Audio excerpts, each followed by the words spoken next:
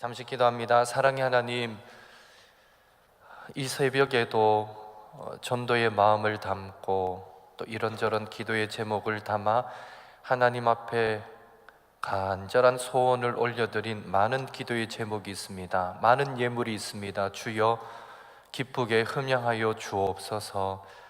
우리 성도들의 그 가정 가운데, 손길 가운데, 그 걸음마다 하나님의 놀라운 응답으로 채워 주옵소서. 특별히 전도하고픈 그 심령에 놀라운 은혜와 믿음과 담대함과 축복을 부으셔서 반드시 올해 열매 맺는 복된 한 해가 되도록 축복하여 주시옵소서. 믿고 의지하오며 예수님의 이름으로 기도드리옵나이다. 아멘.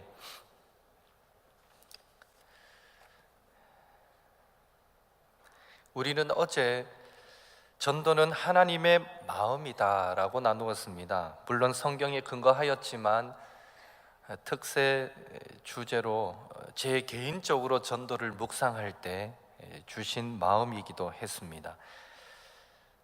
2018년 저와 여러분에게 그런 의미에서 이 전도의 열정이 식지 않고 한결같기 위해서는, 물론 쉽지 않겠지만 한결같기 위해서는 전도를 묵상할 때에 우리 각자 개인 심령에 부어주시는, 전도와 관련하여서 부어주시는 하나님의 마음이 있어야 하지 않겠는가. 전도와 관련한 우리 각자의 전도 구호 정도는 하나 있어야 되지 않겠는가라는 생각을 해보았습니다. 저는 특세를 준비하면서 전도를 묵상할 때 제 개인적으로 주신 마음은 전도는 하나님의 마음이다 이거였거든요.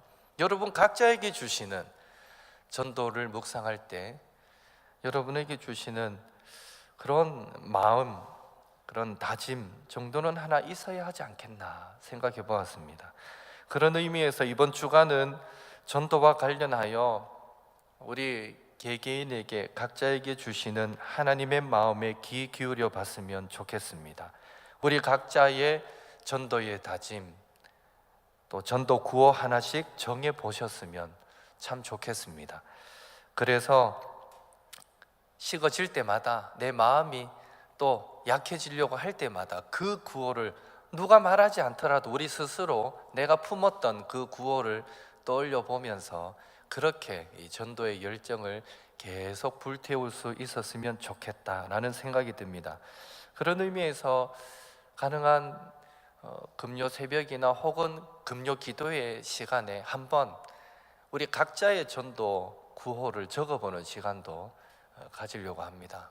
한번 생각해 보시고 전도를 묵상해 보시고 하나님이 나에게 주시는 어떤 마음, 그 마음이 무엇인가를 꼭 한번 묵상해 보는 또 한 주가 될 수 있기를 주님의 이름으로 부탁합니다. 여러분, 우리나라에 Dreams come true, 꿈은 이루어진다, 이 말이 한창 유행할 때가 있었습니다. 그때가 언제인지 아십니까? 2002년 한일 월드컵 때입니다.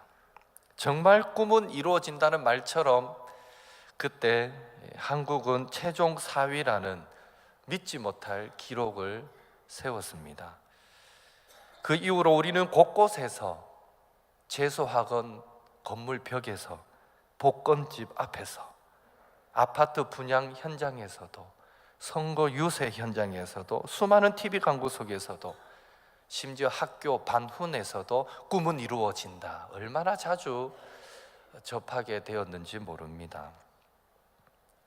꼭 그 문구는 아니더라도 예나 지금이나 부모들은 늘 자녀들에게 꿈을 가져라, 꿈을 가져라 그렇게 조언하고 있고요.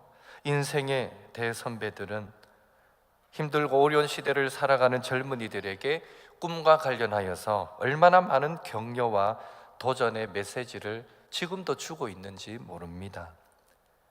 새우잠을 자도 고래의 꿈을 꾸라, 참 멋있는 말이지 않습니까?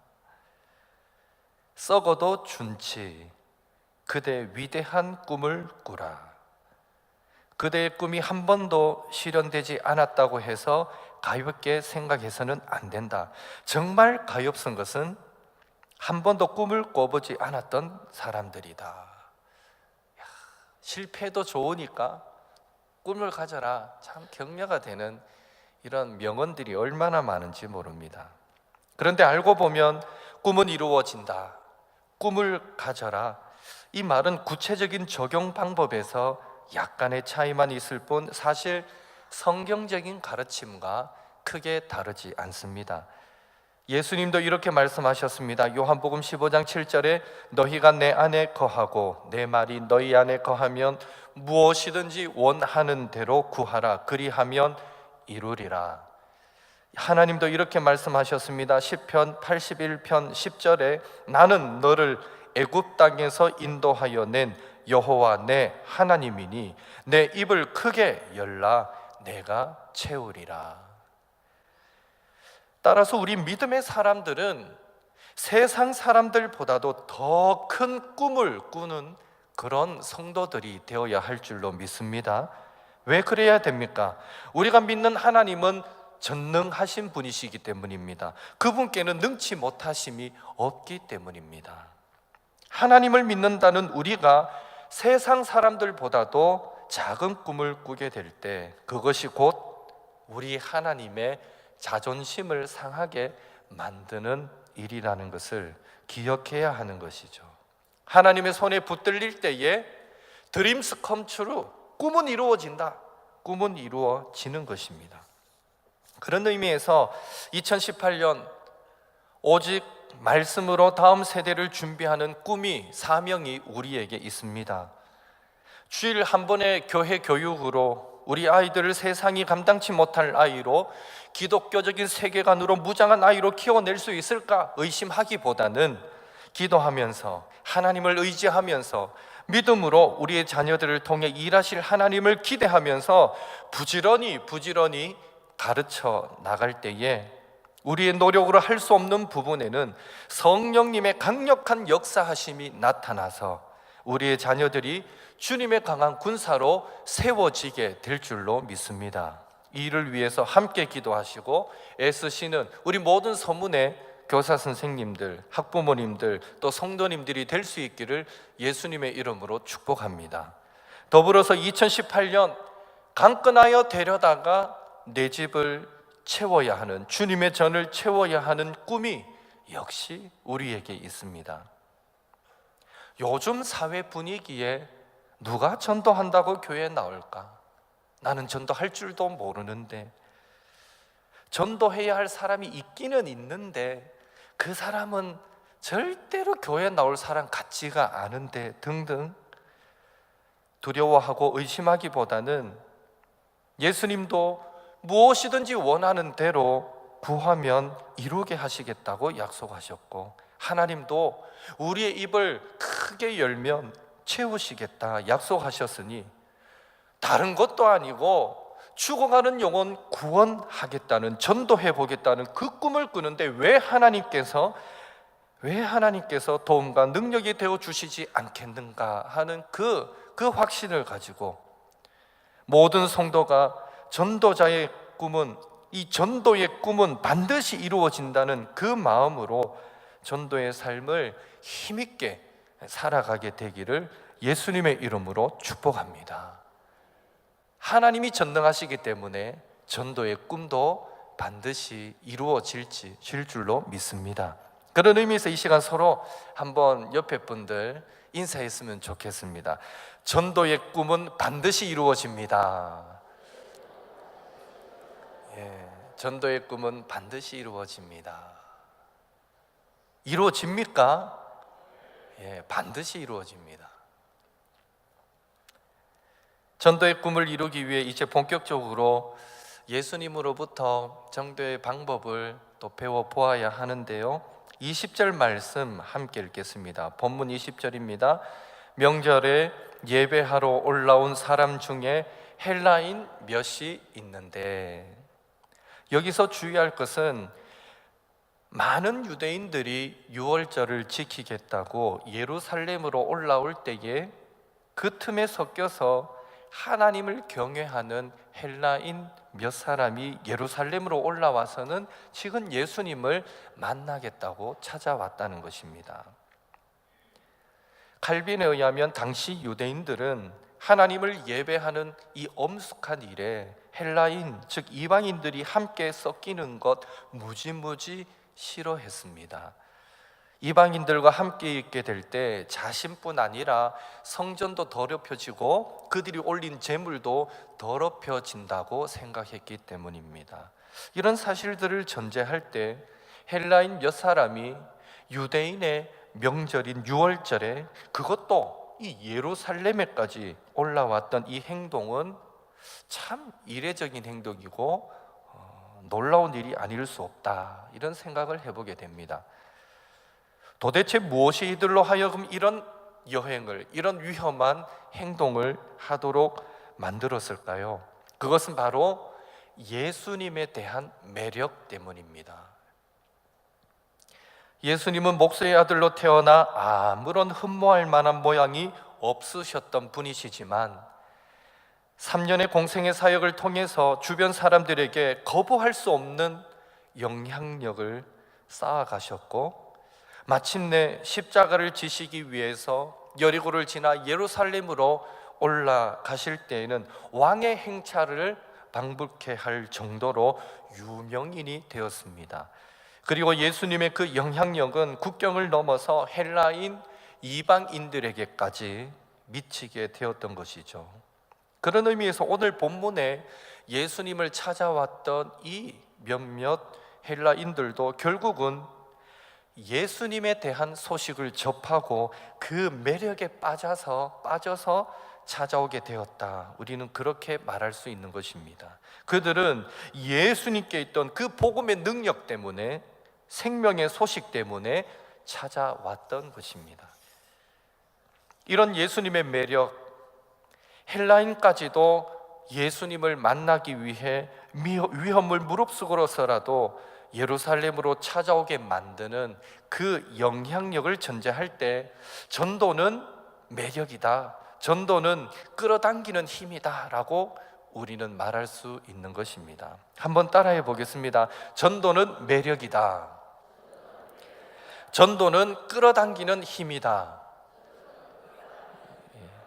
물론 전도는 밖으로 나가는 것입니다. 그러나 중요한 것은 나가기 전에 먼저 우리 안에 예수님처럼 흘러넘치는 신앙의 매력이 있는가 살펴보아야 합니다.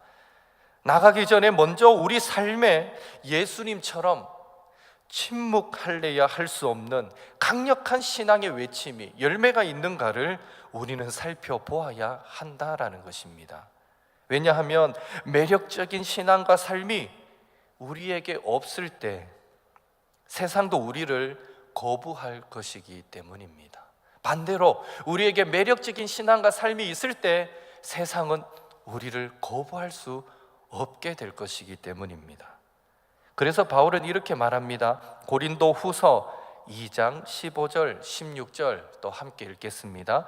우리는 구원받는 자들에게나 망하는 자들에게나 하나님 앞에서 그리스도의 향기니 이 사람에게는 사망으로부터 사망에 이르는 냄새요, 저 사람에게는 생명으로부터 생명에 이르는 냄새라. 누가 이 일을 감당하리요? 아멘.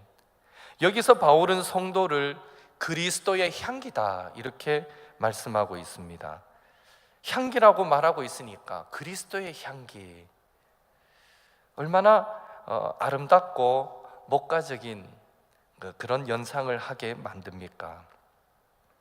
그러나 그 향기가 어떤 사람은 생명에 이르게 만들고 어떤 사람은 사망에 이르도록 만든다라는 것을 전제할 때 우리는 그 향기를 치명적인 냄새다 이렇게 바꿔 말할 수도 있는 것입니다. 여러분 생각해 보십시오. 도대체 그 그리스도인의 향기가 얼마나 강력해야 다른 사람들의 주의를 집중시키고 더 나아가 그 사람의 환경을 본질적으로 변화시킬 수 있겠는가 하는 것입니다. 한번 마약에 손을 댄 사람은 자신 의지로는 끊기 힘들다 하지 않습니까? 그런 것처럼 적어도 이 그리스도인의 향기가 마약만큼 그 이상으로 강력하게 끌어당기는 힘이 있지 않고서는 불가능한 일인 것입니다. 그런 의미에서 성도가 그리스도의 향기가 되어야 한다, 향기다, 이 말은 세상 사람들에게 있어서 성도는 한번 그 향기를 맡으면 결코 헤어날 수 없는 그런 치명적인 냄새가 되어야 한다, 이런 의미인 것입니다. 저와 여러분이 이런 그리스도인의 향기, 사람을 변화시키는 치명적인 냄새가 될 수 있기를 주님의 이름으로 축복합니다. 그렇다면 누구라도 우리를 만나기만 하면 결국엔 변화되지 않을 수 없는 그런 성도의 치명적인 매력은 어디서부터 오는 것일까요? 그것은 바로 우리의 마음을 예수 그리스도에 대한 복음의 확신으로 채우고 그 복음의 확신 위에 서서 우리의 삶을 진리의 말씀에 대한 순종의 열매로 채우는 것에서부터 오는 줄로 믿습니다. 세상 사람들은 물건 하나를 팔아도 얼마나 확신 있게 파는지 모릅니다. 가만히 들어보면 저거 분명 거짓말 하는 것 같은데도요, 그 거짓말 같아도 사람들은 확신 있게 그렇게 파는 물건에 더 관심을 갖게 되고 결국 그 물건을 사게 되는 것처럼, 마지막 때의 전도자의 사명을 감당하기 원하는 우리가 세상 사람들에게 치명적인 매력을 소유하기 위해서는 적어도 복음에 대한 확신, 그 확신에 기초한 순종의 열매가 우리에게 있어야 되는 것입니다. 예수 믿는다면서 우리부터 복음에 대한 확신이 희미하고 그 복음에 대한 확신이 희미하다 보니 당연히 삶의 열매가 약하고, 그래서는 우리의 삶이 세상 사람들 앞에 그리스도의 향기, 치명적인 냄새가 될 수가 없는 것입니다. 세상 사람들이 볼 때 니나 내나 뭐가 다르나, 이것밖에 안 되는 것이죠. 매력 있는 성도가 되려면 적어도 복음에 대한 확신, 그 확신에 기초한 순종의 열매가 있어야 된다는 것입니다. 그런 의미에서 흔들림 없는 복음의 확신을 소유하기 위해 복음의 생명수 안에 깊이 잠기게 되고 우리의 삶에 자원하여 순종의 열매가 가득하도록 예수 그리스도의 매력에 깊이 빠지심으로 자연스럽게 우리의 신앙과 삶에 세상이 거부할 수 없는 치명적인 매력이 아름답게 풍겨나게 되기를 예수님의 이름으로 축복합니다. 그런 매력 있는 성도들이 되시기를 주님의 이름으로 축복합니다. 21절 이제 함께 읽겠습니다. 21절입니다. 그들이 갈릴리 베세다 사람 빌립에게 가서 청하여 이르되 선생이여 우리가 예수를 배우고자 하나이다 하니, 여기에 보면 헬라인들은 예수님을 뵙고 싶었지만 직접 찾아가지 못하고 빌립에게 부탁하고 있는 모습을 보게 됩니다. 여러 이유가 있었을 것입니다. 일단 예수님은 당시 최고로 존경받던 분이시니 헬라인들이 쉽게 직접적으로 접근하지 못했을 것입니다. 게다가 마태복음 15장 24절에 나는 이스라엘 집에 잃어버린 양 외에는 다른 데로 보내심을 받지 아니하였노라. 예수님의 복음 사역의 1차적인 대상은 유대인이었기에 헬라인들은 자신들이 이방인이다라는 사실 때문에 예수님을 향한 그들의 발걸음을 주춤거렸을 것입니다. 그래서 이래저래 확신이 서지 않던 헬라인들이 선택했던 방법은 빌립에게 부탁하는 것이었습니다. 그렇다면 왜 빌립이었을까요? 많은 제자들 중에 왜 빌립이었을까요? 첫째로 예수님의 제자들 가운데 빌립과 안드레만이 헬라식 이름을 가지고 있었기 때문이라고 말할 수 있습니다. 그 이름을 봐서는 빌립은 그의 부모가 헬라계 유대인이었을 가능성이 높습니다. 당연히 그의 외모도 헬라인들을 더 많이 닮았을 가능성이 높습니다. 둘째로 제자들 가운데 헬라어를 가장 자유롭게 구사할 수 있는 사람이 빌립이었기 때문이다라는 견해도 있습니다. 이런 사실 때문에 빌립은 다른 제자들과 달리 예수님을 따라다니면서 종종 문화적인 부분, 정체성 부분에서 많은 혼란을 겪었을 것이다 라고 그렇게 추석하는 부분들도 있는 것을 보았습니다. 그러나 중요한 것은 그런 빌립에게도 하나님 나라를 위한 긍정적인 역할이 있었는데, 바로 헬라인들이 예수님께 다가올 수 있도록 도와준 첫 번째 전도의 접촉점이 되었다라는 것입니다. 빌립은 정통 유대인들에게는 친근하지 않은 인물이었을지 몰라도 헬라인들에게는 너무나도 친근한 얼굴을 하고 있던 사람이었다라는 것입니다. 이런 사실을 전제할 때 전도는 접촉점이다, 우리 이렇게 말할 수 있습니다. 함께 따라해 보겠습니다. 전도는 접촉점이다. 한 번 더 합니다. 전도는 접촉점이다. 예수님께서 하늘 보좌를 버리시고 이 땅으로 오신 것도 우리 인간과의 접촉점 때문이었습니다. 예수님께서는 니고데모에게도 중생이라는 접촉점으로 복음을 전하셨고요, 수가성 여인에게는 목마름이라는 접촉점으로 복음을 전하셨습니다. 심지어 당시 어느 누구도 가까이 하지 않으려 했던 나병 환자에게는 그의 육체의 병뿐 아니라 그 깊은 상처로 얼룩진 마음의 병까지 치료하시기 위해서 일부러 주님의 손을 그의 몸에 대시는 방법으로, 그런 접촉점으로 복음을 전하셨던 것을 우리는 성경을 통해 보아서 알고 있습니다. 그런 의미에서 오늘 우리의 전도는 설득이나 논쟁이 아니라 가슴과 가슴이 만나는 그런 따뜻한 대화가 되어야 할 줄로 믿습니다. 우리의 전도는 영적 전쟁과 영적 정복의 개념만이 아니라 영혼과 영혼이 만나는 그런 사랑과 눈물이 되어야 할 줄로 믿습니다.